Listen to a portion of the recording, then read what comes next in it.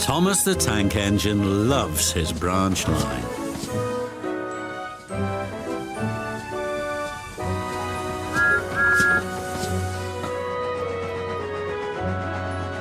One day, when he stopped at a small station, some children looked sad. They've closed our playground and our favourite sand pit.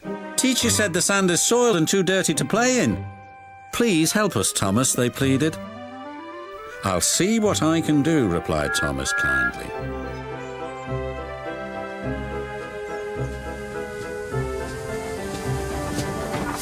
Children! Thomas hoped things weren't quite as bad as the children had made them out to be.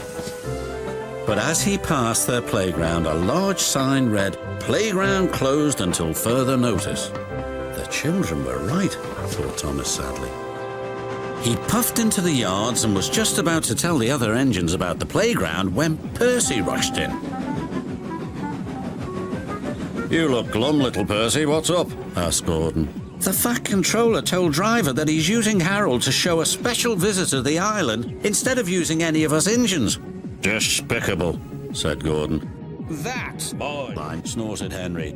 "Engines are meant to take special visitors round our island, not that whirlybird thing," James exclaimed. Gordon was the first to see Harold. "Harold thinks he can go faster than me. I'll show him." Next, it was Henry's turn. "The Fat Controller has chosen Harold because he thinks he's more important than me." Well, he's not. Harold can't fly through tunnels.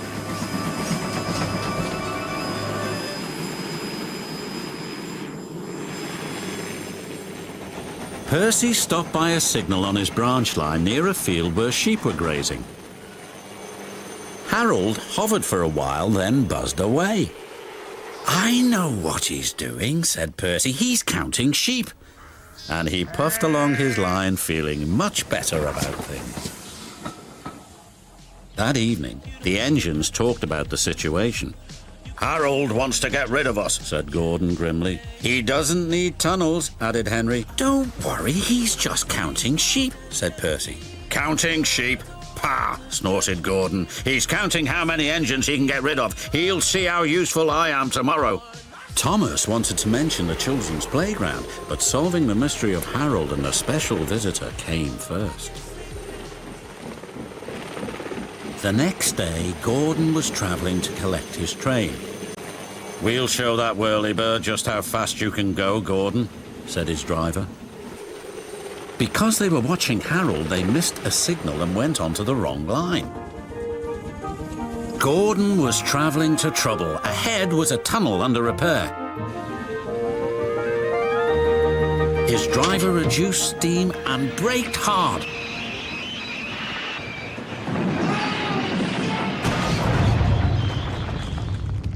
But it was too late.